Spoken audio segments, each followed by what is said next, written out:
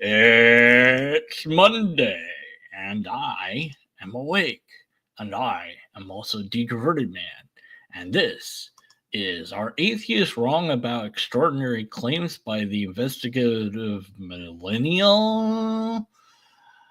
Atheists don't use, maybe they use that phrase, but it's like that was a Carl Sagan thing. So, like, this whole atheists are wrong about X thing, like, it's just incoherent because it's not how that works. But whatever. Let's check this out. All right. And of course, there's another thing that, of course, is ubiquitous in the atheist community. Basically, don't extraordinary claims like miracles require extraordinary evidence or something? Well, extraordinary claims requiring extraordinary evidence is, again, a Carl Sagan idea. I do agree with it. The thing is, you don't have evidence at all for your idea, so it doesn't even matter. You don't have any evidence for a miracle in the first place. You have zero. You have nothing to offer there. There is no evidence in regards to a miracle. And we can get into that later. But I'll give you room to provide any evidence for a miracle, and then you will not produce any evidence. The only thing that you could hope to produce would be writings from some holy book, and to point at that and say, well, there's miracles in there. The only other thing you could do would be to point at so-called miracles that people have claimed to have happened, and none of those have been demonstrated to be miracles, and none of them are testable in any way, shape, or form. There is no methodology regarding miracles, no methodology on how to know when something is or is not a miracle. There's no methodology in how to test a miracle. There's no methodology at all in a scientific sense regarding miracles. Even if you saw an event that was actually a miracle, there's no methodology that would enable you to declare that it's a miracle, because the only thing you could do is say, I don't understand what just happened. And then you would say, well, then it's a miracle. Well, no, because that would be an appeal to ignorance and or personal incredulity. So even if miracles were real, you would never be able to identify one without performing a logical fallacy, unless you have some methodology for deducing when a miracle happens versus when a natural event happens. And of course, if it was understood, then it would be a natural event and would not be a miracle event.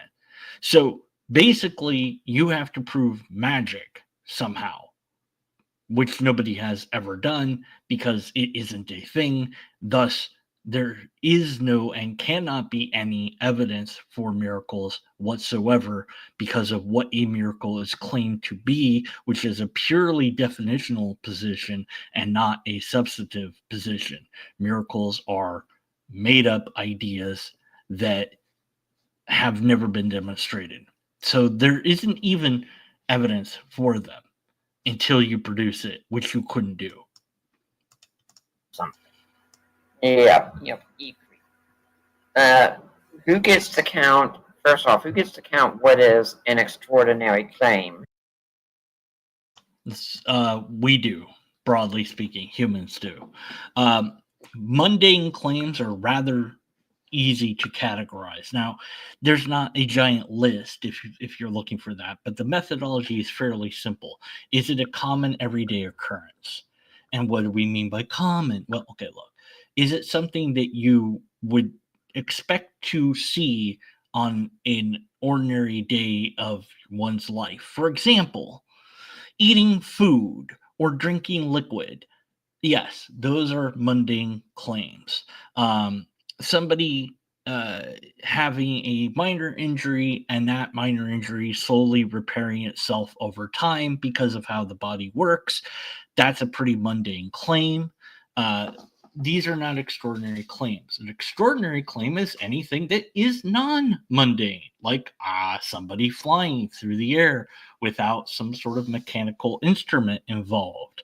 That would be an extraordinary claim. Somebody with a injury that recovers instantaneously, that would be an extraordinary claim.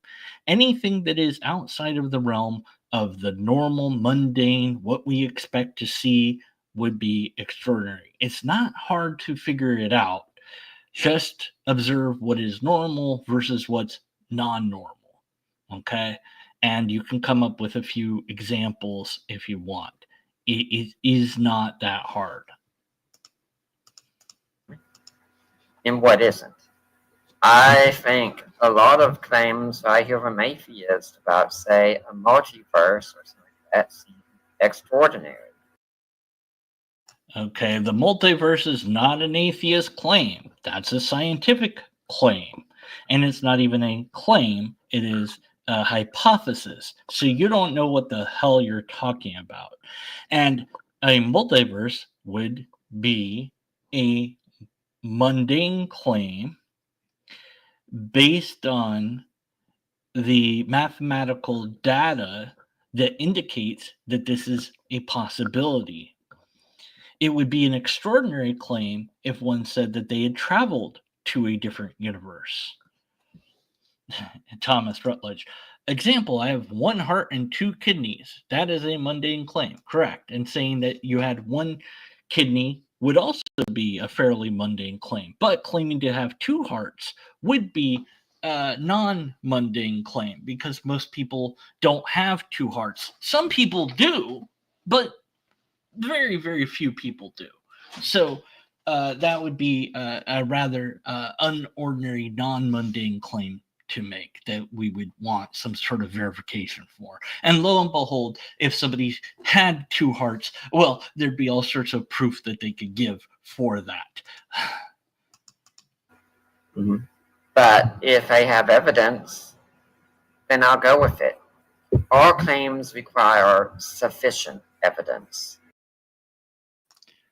Okay, the sufficient thing I don't even bother with. Just evidence. You just need evidence, but you don't have evidence. That's the problem. Right. That's it. And if you set one group apart and say, well, I'm going to make this one the harder one to approve, and the reason is just it disagrees with what I already think, then you can keep raising that bar however much you want. It's not about harder, it's about the quantity of the exploratory power that is at hand. Okay, what this saying is about, which apologists seem to not understand either deliberately or accidentally, I'm not sure, but whatever, is that when somebody says something quite extraordinary, like I can fly through the air like Superman, that you would want ample evidence of that. You would not be satisfied with a picture of them flying through the air. You would not be satisfied with a video of them flying through the air. You would want to see it with your own eyes, them flying through the air. And in fact, that might not be enough. You might want them to fly through the air inside of a controlled area that you can be sure there are no wires attached to them or any other devices on them that enable them to fly. That's what this saying is about, is applying a critical standard to a claim that is wildly insane to make. Okay? Mm-hmm. I think Craig Keener has done the most work in demonstrating miracles today of his massive 2-volume Miracles. Not sure who that is. I've heard of various different authors that have compiled various different lists of miracle claims. Claims, not actual incidents. One person even just wrote down gathered every single claim ever made and didn't bother to verify if they were true or not, and just put it all in one big book. Wow, what a massive undertaking of complete utter waste of time and energy. But the book sold because people were like, hey, look, I have a book that proves miracles. No, you have a book of claims. That's it. Uh, no testing was ever done on any of these things. No verification was done on these things. All the miracle claims that people have never been demonstrated to be miracles in the first place. Period. End of story. There's no demonstrable demonstration of a miracle at all. Period. And I don't need a book of claims. I need a single one. Just do one verified, but you don't have to explain the methodology. You guys can't do that. You know you can't do that. You don't have a methodology. Like I said, there isn't a methodology. And with his work, Miracles Today. Now, when I encounter atheists on Facebook or place like that, I usually always ask one opening question. When was the last time you read a book along these lines that you disagreed with? It's irrelevant. I don't need to read books to know that no miracle has been demonstrated to be a thing, because it would be worldwide news. Everywhere would publish it. Everyone would be talking about it. Everything scientific would be investigating it. It would be earth-shattering news. It would be akin to if we were visited by aliens from outer space. It would be massive, and everybody would know about it. It wouldn't be regulated to some book. Basically, your opening question is to ask essentially what you think is a gotcha question of, well, have you investigated X, Y, and Z? Well, it doesn't matter. I don't need to investigate every single thing out there. Your burden is to prove that your claim is correct. And if you say that this book can do it, you're going to have to show me where in that book it does it, because I don't want to read through a big old book. You're going to have to just skip to the part in the book where it gives the proof. Show me that proof in real life. Do the hard work for me. I'm not going to do it for you. Okay, that's not how it works. So no burden shifting allowed. And it is amazing how rarely I get an answer to that question. It's like they refuse to read something that disagrees with them. And no, there's no need to read something that disagrees with you. But good for the goose, good for the gander. When's the last time you've read something that disagrees with you? The claim that I am making is you do not have any evidence at all regarding miracles. You don't have any methodology on how to show when something is a miracle. You don't have a methodology to identify a miracle. And without any methodology, I don't need to waste my time and energy on book X, Y, and Z. And I await you to prove your point and show it to me. I'm not interested in looking here, there, and everywhere to disprove every single thing that's out there. Have you looked at the chance that the Fae folk might be real and read all the books on the Fae folk? No. Why? Probably because you're not interested in them. I'm only interested in miracles in so much as people claim miracles. Then I'm interested in what possible proof that they could offer on that. I'm not interested enough to go read books on it. Some people are, I'm not. So this is an irrelevant question that you're asking that you think is a gotcha moment. It isn't. Okay. You're expecting a high standard of investigation, an exhaustive investigation into every single thing that's out there by the skeptic. That's not what it is to be a skeptic. So you just don't understand it. And then I'll say, okay, well, here's what I'm going to do. I'm going to send you Andrew Loke's book on the resurrection of Jesus, published by Rutledge. It is 100% free on Kindle. So you do not have to spend a penny to get. I don't want to read it. I'm not going to read it. You don't even bother sending me it. I'm not going to read it. There you go. I'm not interested. Tell me what the evidence is. I don't care who wrote it. I don't care what it says. I'm not interested in reading a giant book. Okay, I'm not. You summarize what the evidence is. You do the hard work to make sure it's actually evidence and not just another argument. I'm going to have to write down the name of this book, though, and look at it and go over it, because that might be a worthwhile video to do. So that is content, potentially. But in speaking of how logic functions, you have absolutely failed to convince this skeptic of anything. I'm not going on an Easter egg hunt. Look at this book. Look at that book. Look at this book. Look at that book. Read The Lobsterist. Have you guys read The Lobsterist? No. Well, why not? Well, you've never heard of The Lobsterist. Well, guess what? It's free. You can. There's a download link available. It's a flip book online, and there's an audio version. There's no excuse why you shouldn't understand what The Lobsterist has to say. So, why haven't you done that? See, anyone could do that, and then I could continuously raise the bar. Remember, you were complaining earlier that we can raise the bar and say, well, you just haven't read this book. You haven't read this book. You haven't read this book. No, just prove your point with actual evidence. This book. I say, I'll send you this book. Just read it and we can discuss it. So far, I have had 0 atheists agree to read that book. Right, and the reason is, like I said, we're not interested in reading some book. We don't care, because that book is what's it gonna say? Oh, it's gonna say this thing that finally convinces me.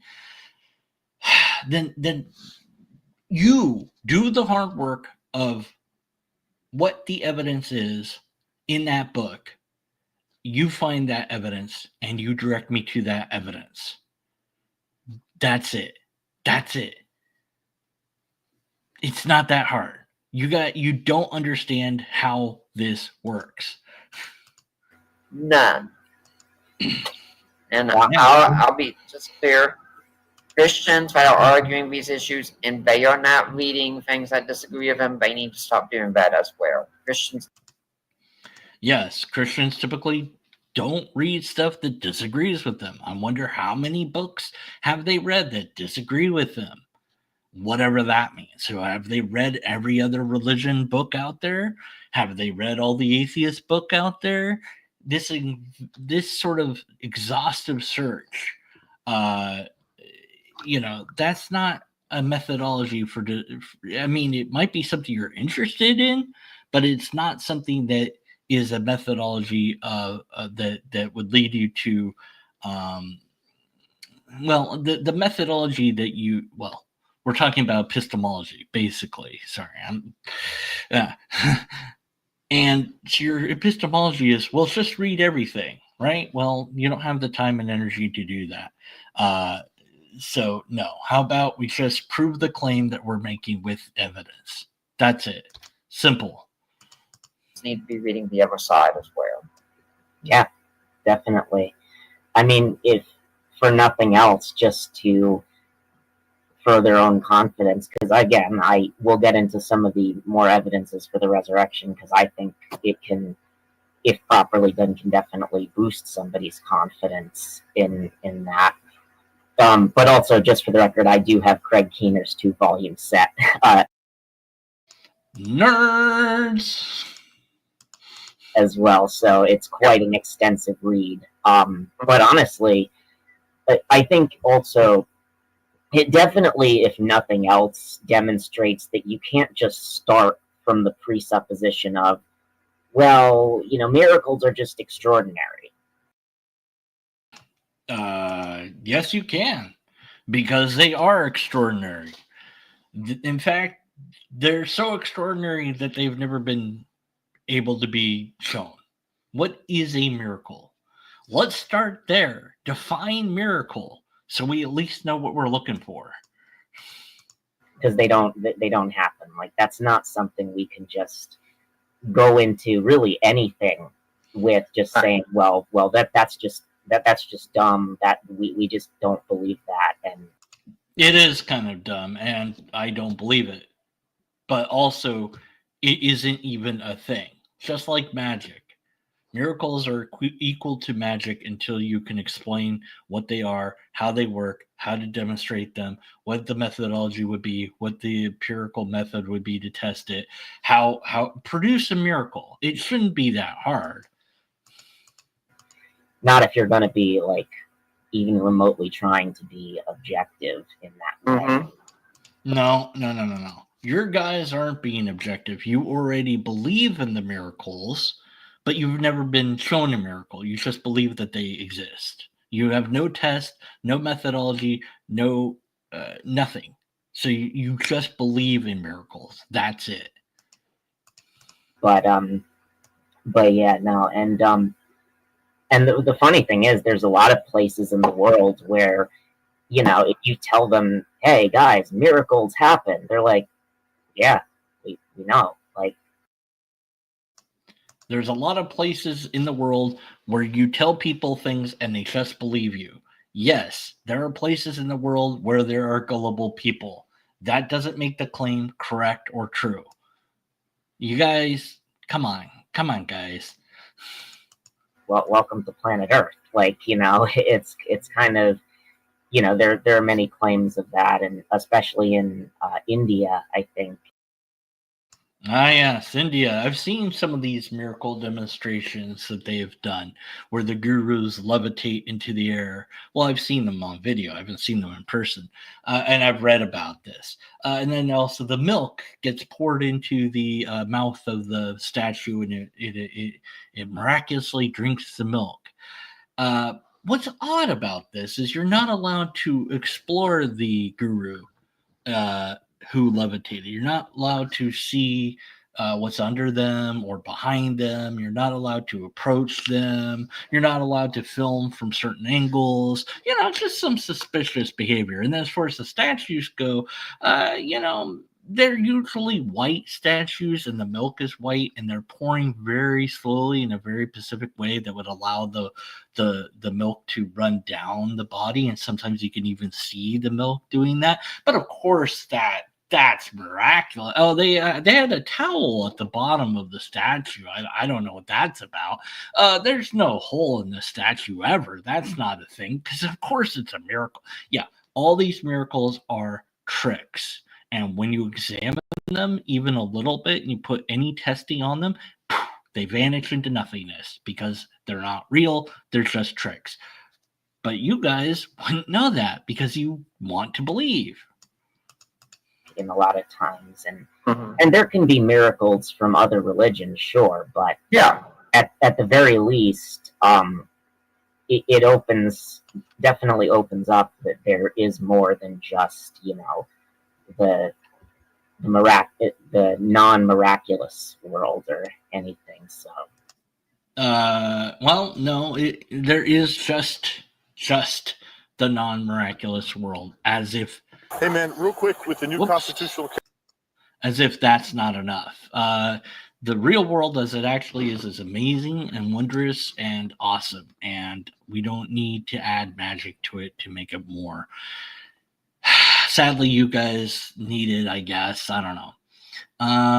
So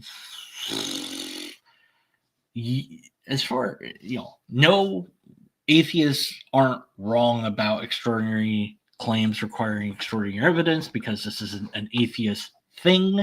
One atheist, Carl Sagan, said that. Some atheists will repeat it, but it is more of a methodology than it is an absolute rule.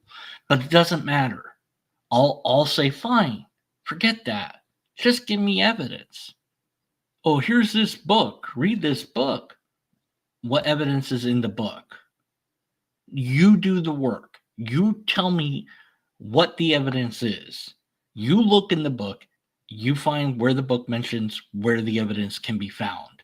You go do the research to find out if that evidence is actually there. Okay.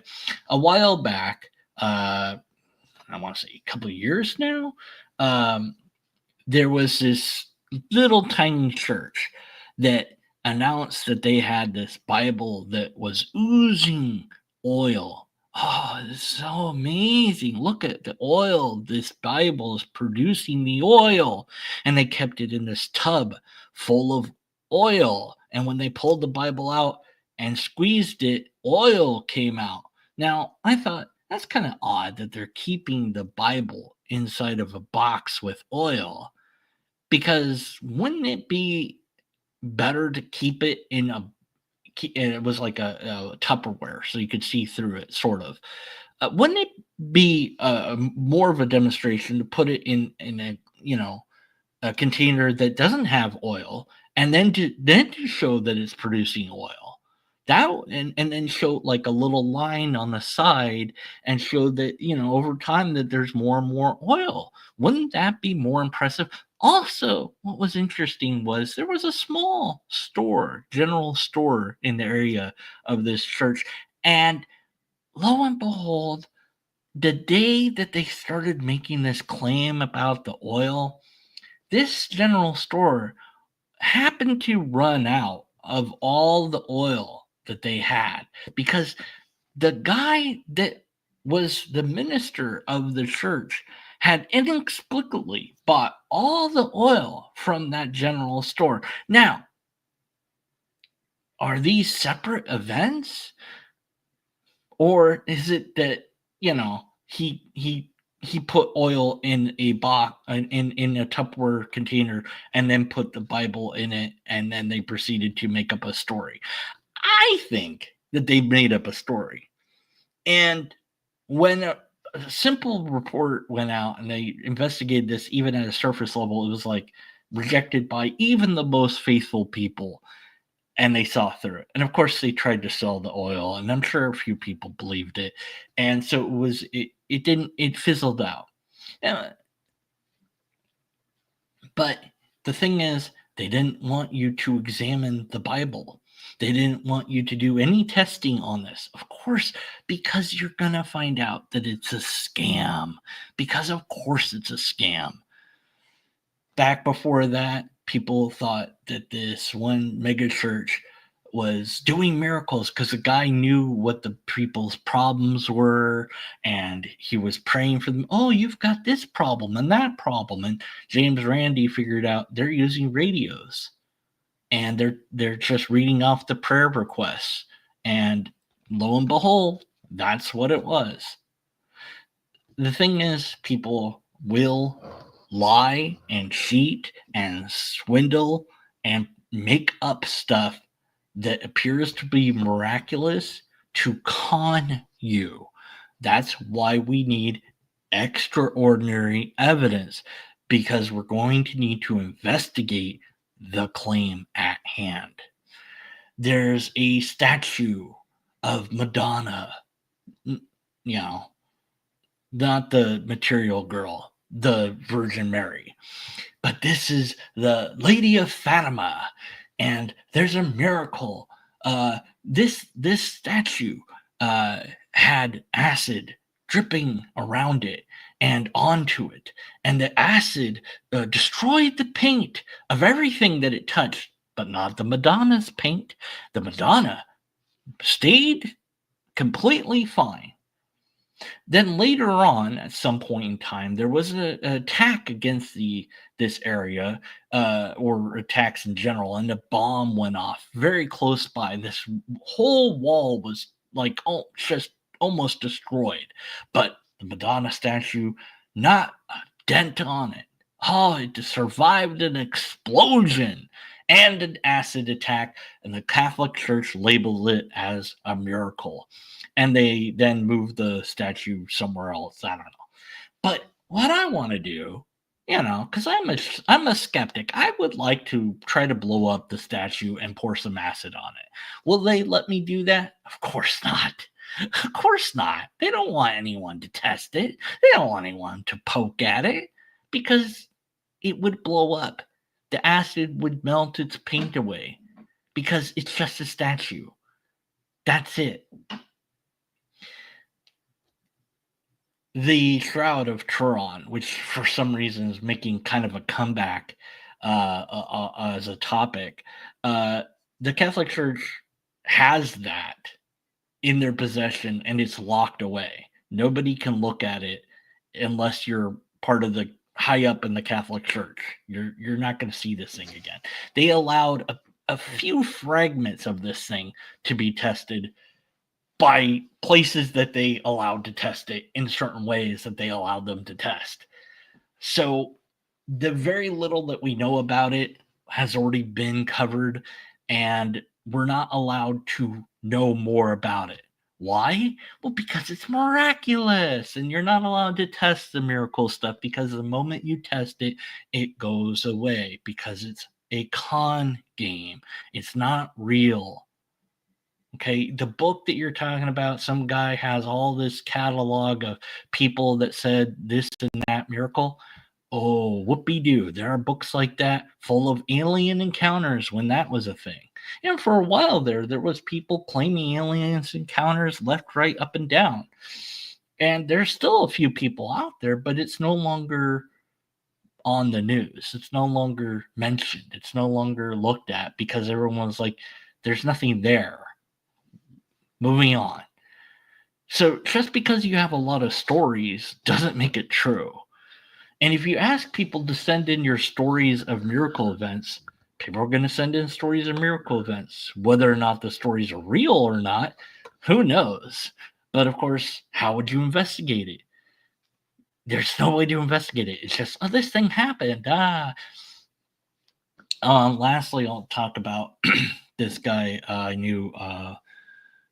What is his name now? I can't remember his name, but it doesn't matter. He said that his nephew had been involved in this accident, car or motorcycle. I think it was a motorcycle accident, and that his head had been split open. His skull had been split open, and he was in a coma. And he was predicted, they said he was going to die within a week, and there was no way he was going to recover. And he told all the doctors to leave the room, and they did, and they didn't want to. And then he jumped onto his nephew and prayed on him, like he was physically on him, and he was praying to God. And then miraculously, his head sewed together. And he was well within the next week or so, and he was back around doing stuff again. And he told the church this story, and nobody was like fainting in the aisles or clapping or going hallelujah. For the most part, it seemed like people didn't really believe the story because it was too insane to be believable. It was like, I don't know that that's really what happened. I don't think that happened at all, actually. I think you're trying to make yourself seem like a big deal that you were able to heal this guy through prayer, even though you're saying, well, it wasn't me, it was God that did it. Still, God used you, so that makes you important and special, right? And that's really what it all comes down to, is the person that claims miracles wants to be special. They want to have some sort of thing that happened to them that only they know about, that's magical and mysterious. Ooh, it's so cool. But it's always just nothing burger. Every time that you do even a little bit of scientific investigation, it's so mundane, so normal, so ordinary that it's ridiculous. Time and again, every single paranormal investigation that's ever actually been conducted has resulted in diddly squat every single time. The burden is upon you guys to give us a miracle that is verifiable. You guys can't do that. We know that you can't do that, and we know that you won't do that. And as far as talking to people, well, I have to make sure that you're not kooky wacky, because I may or may not have encountered a kooky wacky person last time I had an interview, and I've since then determined that I should vet people before I have them on. But at any rate, if you guys aren't insane, then I'll talk to you live if you want. But you guys will have to email me to set that up after I check out your channel. But I don't think that either one of them are going to do that, because dealing with an actual skeptic would ruin their day.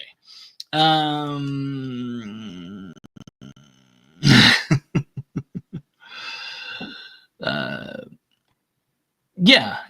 If we could demonstrate that miracles actually happen, they wouldn't be called miracles, right? Exactly. It's like homeopathy. If homeopathy worked, it'd be called medicine, right? Exactly. Yeah. That's the thing. A true miracle would be a non-natural phenomenon. Well, that's what it's defined as, but there's a problem there in how we would ever identify a miracle in the first place. Because let's just pretend for a moment that miracles were a thing. We humans have no idea about every single law of nature that is. We know a lot of them, but we don't know everything that there is to know. And I know less than, some scientist would, and you guys might know more than I do, and I might know more in certain things, whatever, right? Okay, so let's just say, there's, there's a red floating cube that suddenly appears in the middle of the room. Is that a miracle? Just that. It's this red cube floating in the middle of the room and it appears. Is that a miracle?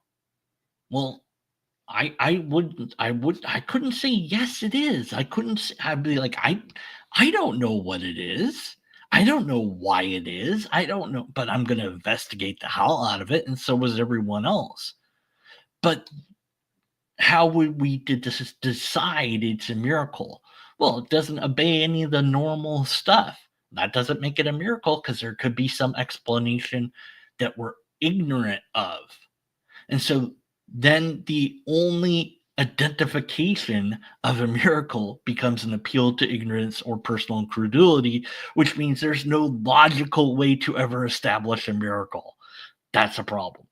It can also be defined as a very, very rare event. Right, exactly. You can define the miracle in any way you want. And that's another problem, is the definition of it, the identification of it, the methodology for discovering it is, and for showing that it is, rather than just a trick.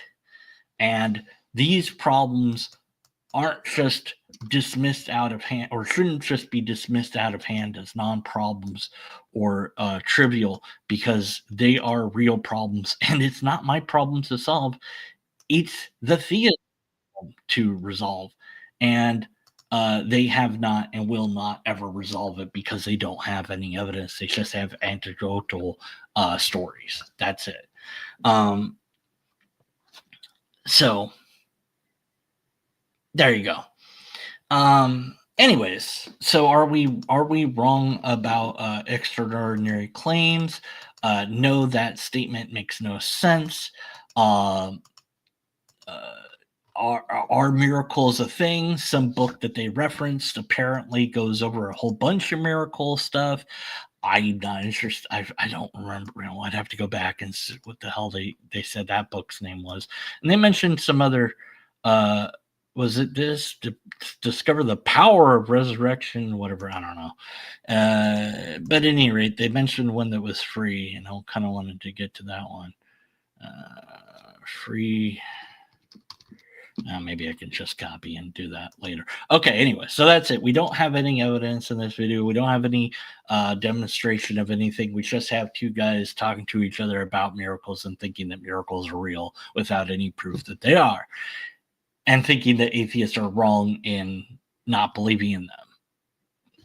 Well, look, I'll believe in one when you show me one. Then I won't. The thing is, I won't even have to believe. I'll just know it's real. I'll just be like, there's a thing. Cool.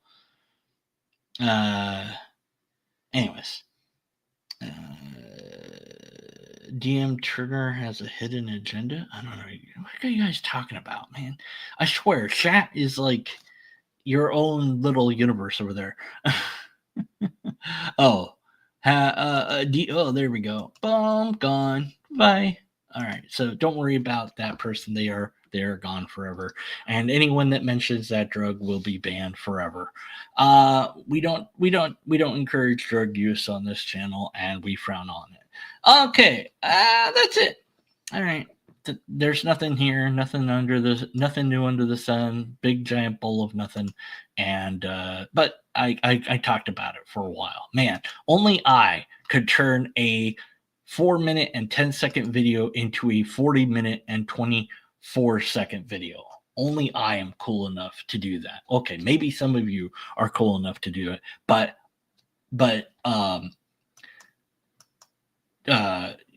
you know, I'm more cool because you know what? Tell you what, comment on this video if you also want to be cool. Now, maybe you're already cool, so you don't want to be cool, but also comment on this video, even if you are cool already, just to prove how cool you are. That should get some comments on this video. Take care. Until next time, stay skeptical. And then after next time, be skeptical. Wait, that's the other way around. I screwed it up.